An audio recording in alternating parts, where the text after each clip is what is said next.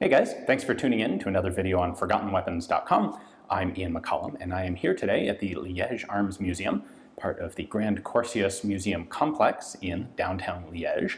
And we are taking a look at a very cool American early volley fire machine gun, a Flintlock volley fire machine gun first developed in the 1790s. This is a Chambers pattern gun.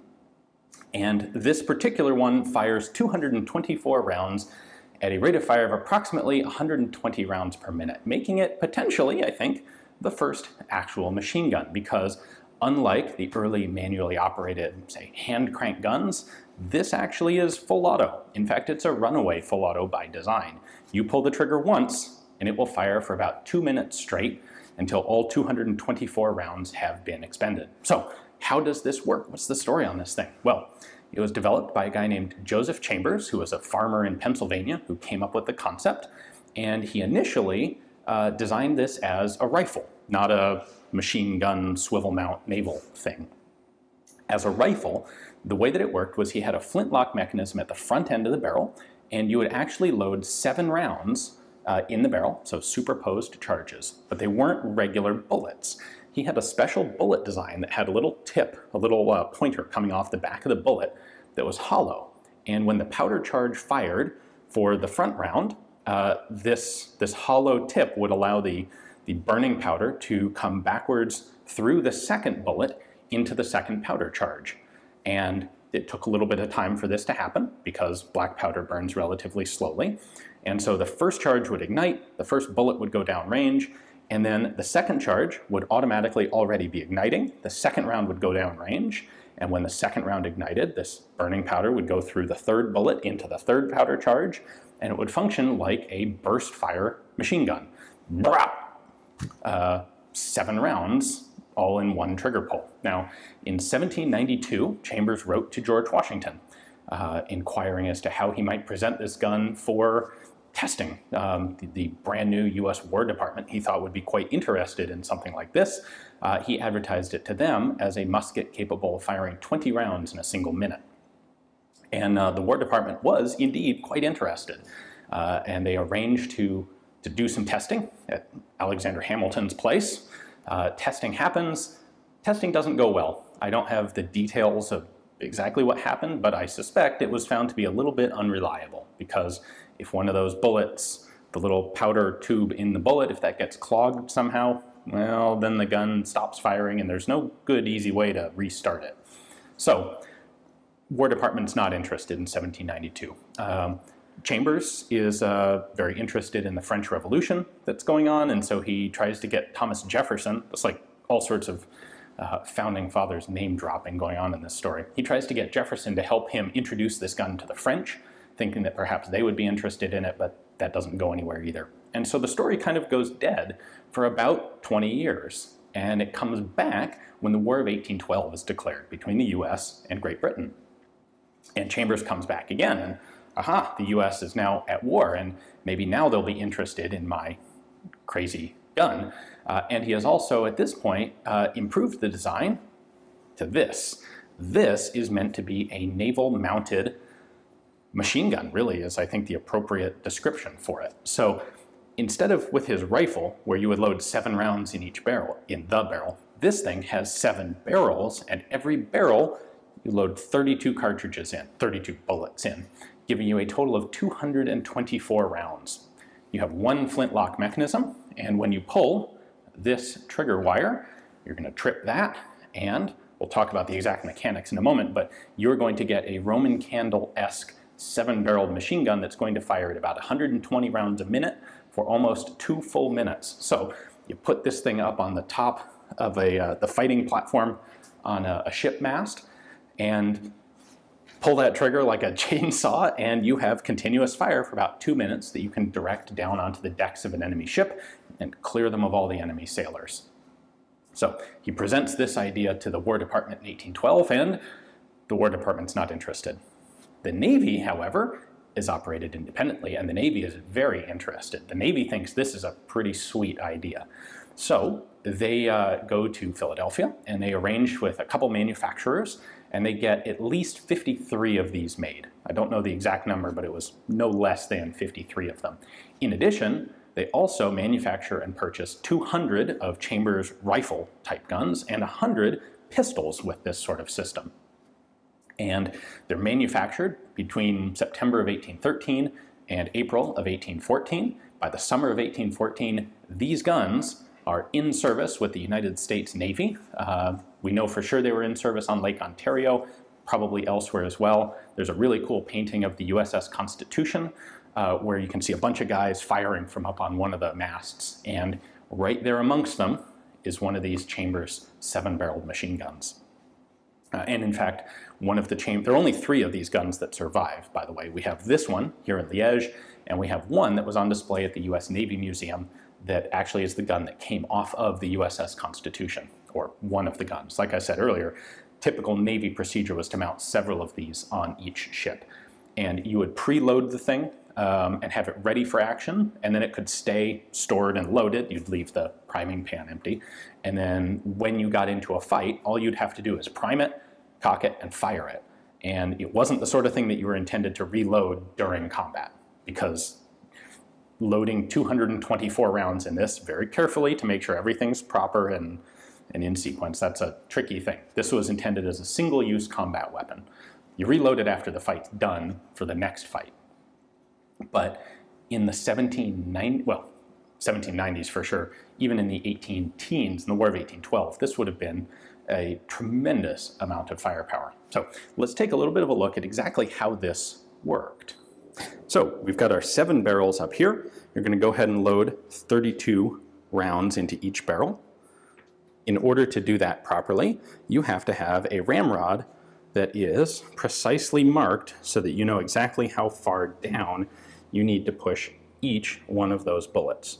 So if you look here on this ramrod, we have hash marks on it to indicate the exact placement of each bullet. That's really important. Once you've got all the rounds loaded, you then have a slightly oversized flintlock mechanism here. You're going to put some priming powder in there, close the frizzen, cock the thing, and then you have a trigger wire right there that runs underneath the trunnion and then all the way back here to the end of the gun where it is secured to a little hook. When you pull that trigger, it's going to drop the flintlock, fire off that mechanism, and that's going to start your firing sequence. You have a big old handle there to control the gun, and we actually have a set of sights. So there's your notch rear sight, and there's a nice pointed post front sight. And we have this very helpful diagram to explain how one flintlock charge can fire off all of the 7 barrels. So your flint is here. It's going to ignite the first charge in the first barrel. And then you have holes in this first barrel that lead into barrels 2, 3, and 4. So as soon as this one ignites, it will then set off those 3 rounds. And once the first round in each of these barrels ignites, it will start a chain reaction that will ignite all the successive rounds behind them. Then our center barrel, number 4 here, has 3 more vent holes in it that connect to barrels 4, 5, and 6. So our first barrel to fire is this one. It's going to start running, and as soon as it fires the first round, these 3 are then going to start firing, and as soon as this one starts firing, then these last 3 are going to start firing. And because of the design of the bullets and the way that the powder burns through each bullet into each successive powder charge, this will continue running until all 224 rounds have been fired. There is no way to stop it. We have one additional diagram here that shows sort of the loading procedure. And the thing that I want to point out on here is that, again, barrel number 1 right here has the initial access point where the flint fires. But the first round in each barrel is not one of these hollowed out bullets. It's actually just a standard round lead ball with a nice patch on it. And the idea was you wanted to load this prior to combat and leave it basically sealed. I presume they would have a cloth cover on the gun. you leave it loaded and ready to go until you get into a fight. And in order to make sure that everything stayed sealed, you didn't want a bullet with a vent in it in the very front. So standard bullet in the front, which we see here. The lock on here is really a pretty standard flintlock system. It doesn't have any markings on the lock body, and it's got this connection to the wire to act as the trigger.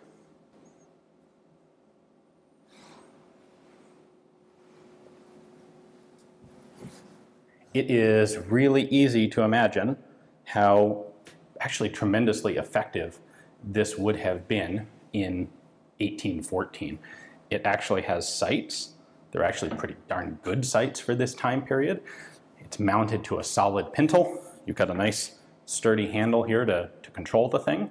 It's got a low rate of fire. I mean, 120 rounds a minute. This thing's just gonna go and go and go and go. And I wish we had some first-hand account of how effective these actually were in combat, because they seem like they would have been quite the high-tech bleeding-edge weapon.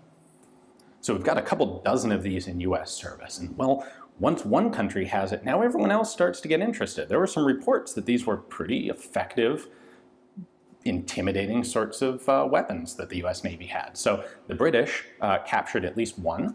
They wrote up a little report on how it worked, and they sent it back to England, where they apparently successfully reverse engineered it. Not that there's a whole lot of, it's not particularly difficult to do that, but they built their own, but apparently due to financial issues, they just never really followed up on it. They never made more of them. The French became quite interested. Chambers was invited to do a demonstration of the gun for the French ambassador to the US. He thought it was pretty cool. He warned Chambers that, and by the way, remember that Napoleon is running France at this point and in the middle of basically conquering Europe. The French ambassador warns Chambers that if he wants a contract with the French, he'll have to keep it secret from the Russians, which is, there's some international diplomacy for you. The Dutch get interested. The Dutch find out about this in 1816, and their initial motivation, their initial thought is, well, let's see if we can find some sneaky way to get our hands on one to try it out. And then they realize, oh, it's the United States. They just go to Philadelphia, find one of the manufacturers, and buy a couple of them. They bring one of them actually back here to Liège, which is, of course, a major center of firearms manufacture and testing at the time. And they do some testing on it, and apparently the one they got, they managed to blow up. Oops, that's kind of one of the downsides of this, is it's not super reliable. When it works, it's great. When it doesn't work, a little disappointing. So the Dutch, they're a little warned off a little bit by this problematic testing. And apparently they start talking to one of the US admirals who is aware of them, who says, yeah, cool when it works, not all that reliable. And so the Dutch get more interested in guns like the Hall repeaters instead, and they leave this alone. The Spanish were also interested in it. There was a Spanish emissary in the US who got his hands on one. He sent it to the Spanish government in Havana at the time, and was writes in 1820 that he was rather disappointed that nothing ever came of that. The Spanish government never followed through either. So this gun design kind of disappeared after the War of 1812. There was a whole bunch of foreign interest. Nothing ended up coming of it, really because of, I presume, problems with reliability. You can imagine, you get one or two just slight errors in your loading, and all of a sudden your 224 shot gun becomes, I don't know, a 30 shot gun, a 60 shot gun. Still cool, but it's hard to plan on using these if you aren't really sure that you can count on them. That remains the case for military arms to this day. If it's not 100%, even if it's potentially pretty impressive and pretty effective, militaries aren't really interested unless they know that they can actually count on it. So the gun kind of disappeared into obscurity. Most of them, the vast majority of them, were simply scrapped when the naval ships that they were mounted on became obsolete. And like I said, we only have 3 of them surviving today. This one, the one in the United States off the Constitution, and then the third one is, actually it's a much shorter version, kind of a different style, that is in a museum in Amsterdam. So a big thank you to the Arms Museum here in Liège for giving me the opportunity to take a look at this one and bring it to you guys. You can probably tell I am sitting in their currently under construction arms gallery, where this is on display, and this will be on display for the foreseeable future. So if you want to get a look at it up close and personal, come to Liège, check out the museum. There's a lot of other cool stuff on display here, and one of the only surviving Chambers 1700s machine gun. Thanks for watching.